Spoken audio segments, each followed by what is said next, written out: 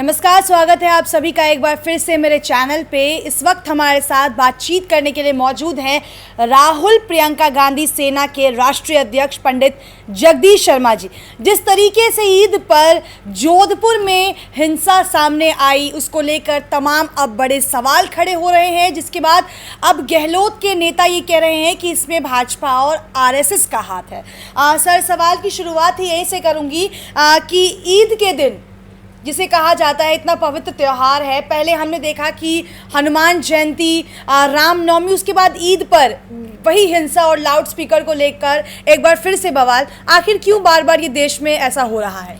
देखिए, आपने कहा कि गहलोत के नेता यह कह रहे हैं, यह गहलोत के नेता नहीं, पूरा देश यही कह रहा है कि भारतीय जनता पार्टी पूरे 8 साल में हिंदू मुसलमान से बाहर ही नहीं निकल पा रही है।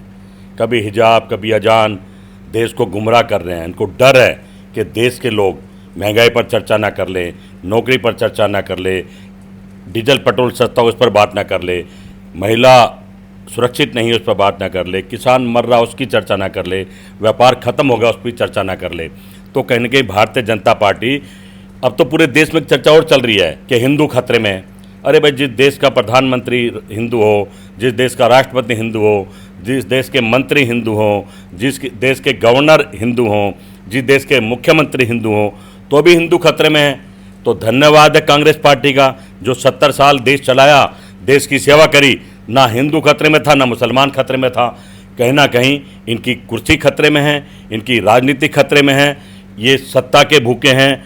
सत्ता पाने के लिए हिंदू मुसलमान, सिख ईसाई, सिख हिंदू, हर धर्म को लड़वाने की बात कर रहे हैं। ये राम के अनुयायी हैं, राम के भगत हैं। मैं भी प्रभु राम का भगत हूँ। और राम कभी भी नहीं चाहते थे कि भाई भाई से लड़े, घर परिवार में झगड़ा हो, अयोध्या में झगड़ा हो, भारत में झगड़ा हो, अशांति फैले। कहीं ना कहीं ये राम की बदनामी कर रहे हैं। क्या देखते होंगे बाहर के लोग, जब देखते होंगे कि हिंदू मुसलमान पर भारत लड़ रहा है, अर्थव्यवस्था का बुरा हाल है, हाहाकार मचा रहा है महंगाई को लेकर, रोजगार को लेकर, उस पर ये चर्चा ना तो मीडिया डिबेट करती है। जब हिंदू मुसलमान की बात हो तो डिबेट तुरंत शुरू हो जाती हैं, पर्दे के पीछे कौन है। ये जो मीडिया की हम बात करते हैं, मीडिया का भी धर्म है इस भारत को बचाने का, इस भारत के मुद्दे उठाने का। पर मीडिया तो भी सर इस कवरेज में है ना कि प्रधानमंत्री अभी विदेशी दौरे पर है, मीडिया शायद उनको ज्यादा कवरेज देना चाह रही है। देखिए, मीडिया तो हमेशा प्रधानमंत्री के आसपास घूमती है। उनका आदेश है, उनके आकाओं का आदेश है कि प्रधानमंत्री को भगवान विष्णु के रूप में दिखाना है। और हमारे नेता राहुल गांधी जो सच का झंडा उठाए, सच की लड़ाई, जो जनता की बात करते हैं, उन्हें पप्पू कहा जाता है। उन्हें पप्पू बनाया जाता, कहा नहीं जाता। जो आदमी राहुल गांधी को नजदीकी से समझते हैं, वो मैं समझता हूँ पप्पू नहीं, इनके पापा हैं। क्योंकि इनकी पोल खोल रहे हैं, इनकी बुरा हाल कर रहे हैं। एक राहुल गांधी अगर ब्याह शादी में चले जाते हैं, जैसे इन्होंने वीडियो वायरल करा है, तो क्या वो भी गुनाह है? अपना जीवन जीना भी गुनाह है। इस सरकार का बस चले तो इस पर भी कानून बना दे कि इतना भाईचारा खत्म कर देंगे, कोई किसी के मरने में, जीने में, सुख में, दुख में, ब्याह में, शादी में ना जाए। ये इस तरफ देश को ले जा रहे हैं। इस देश को बचाओ। मैं आपके चैनल के माध्यम से देश की जनता से, देश के लोगों के से अपील करता हूं कि भारत को बचाना हमारा और आपका धर्म है। ये सरकार सत्ता की लालची है, ये सरकार मारने आई है, ये भारत बेचने आई है। इनके पास और कुछ नहीं सिवाय भारत बेचने के। तो हम सबका धर्म है, भारत रहेगा तो हम भी रहेंगे। लेकिन सर, सवाल ये है कि ऐसे त्योहारों पर ही क्यों? आम दिन हम देखते हैं कि अब हिंदू मुस्लिम नहीं किया जाता है, लेकिन त्योहारों के दिन ही कभी पथराव किया जाता है, कभी गोलीबारी हो जाती है, तो कभी दो गुटों में भेदभाव नजर आता है। ऐसा क्यों? ना हिंदुओं के त्योहार पर ऐसी हरकत होनी चाहिए, ना मुस्लिमों के त्योहार पर। इस पर प्रधानमंत्री भी चुप्पी साध कर बैठ जाते हैं। देखिए, आपने कहा त्योहारों पर, आप थोड़ा सा अपने शब्द वापस ठीक कर लें। त्योहारों पर नहीं, जिस राज्य में चुनाव होंगे, चुनाव के वक्त हिंदू मुसलमान होगा। पंजाब में इन्होंने सिख और पंडित कर दिया है, सिख और हिंदू कर दिया है। इनका काम धंधा, इनका धंधा यही है। ये अंग्रेजों के चमचे हैं, अंग्रेजों के पिट्ठू हैं। फूट डालो और शासन करो, यही इन्होंने सीखा है। पर मैं अपने देश के लोगों से बार बार अपील कर रहा हूँ, इस देश को बचाओ। हमारे नौजवान पढ़े लिखे बच्चे आजकल नौकरी ना मिलने के कारण टेंशन में है, प्रेशर में है, दुखी हैं, परेशान हैं, नशे में भी चले जा रहे हैं। इस भारत को बचाना हम सबका धर्म है। जहांगीरपुरी में झगड़े हुए हमारे प्रधानमंत्री जी आज तक चुप है। जहाँ भी झगड़े होते हैं मौन मोनी बाबा बन जाते हैं। और अभी कोई गोल्ड मेडल किसी खिलाड़ी को लाना है या ले आएगा तो सबसे पहले ट्वीट कर देंगे, जैसे ये खुद गोल्ड मेडल लेके आए हैं या इनकी प्रेरणा से गोल्ड मेडल लेके आए हैं। कहीं ना कहीं प्रधानमंत्री की चुप्पी बताती है कि इस तरफ हिंदू मुसलमान करेंगे, इस देश में दंगे कराएंगे, और यही अब भारत जा रहा है। अब तो मैं इनसे एक और कहता हूँ, अपने देश के प्रधानमंत्री से, गृह मंत्री से, पुलिस की और मिलिट्री की, बीएसएफ की, सीआरपीएफ की भर्तियां शुरू कर दो, क्योंकि ज़रूरी है। जैसे कश्मीर में एक घर के साथ 2-2, 3-3 मिलिट्री वाले लगा रखे हैं, अब वो समय आने वाला है हर आदमी के साथ 2-2 आदमी 3-3 लगाने पड़ेंगे, और इनको अपने साथ कम से कम 100 लगाने पड़ेंगे, क्योंकि खतरा इनको भी है।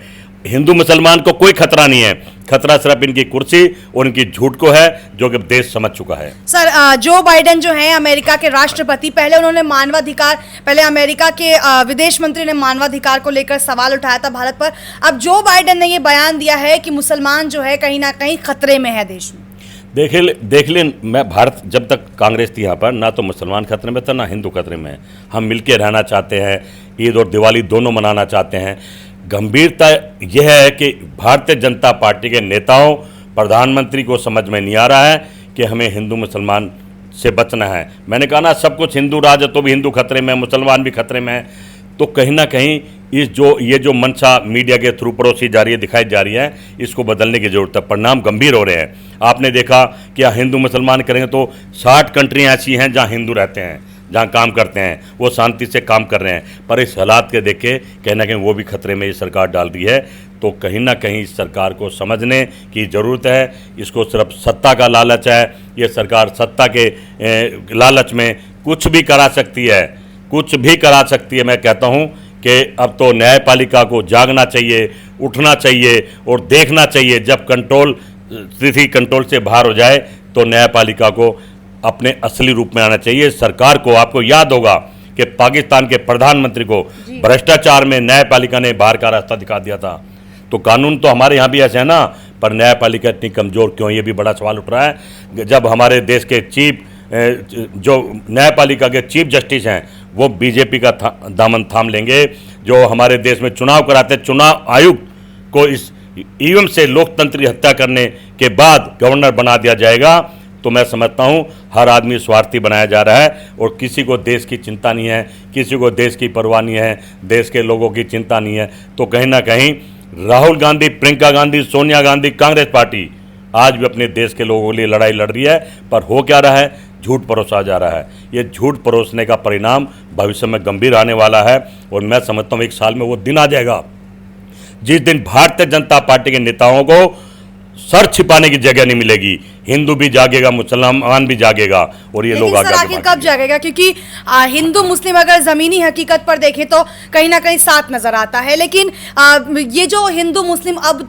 हर त्योहार पे किया जा रहा है, या आप कह रहे हैं चुनावों के दौरान किया जाता है, इससे तस्वीर तो अलग ही निकल कर सामने आती है ना। पाप का घड़ा भर गया है, कभी भी फूट सकता है।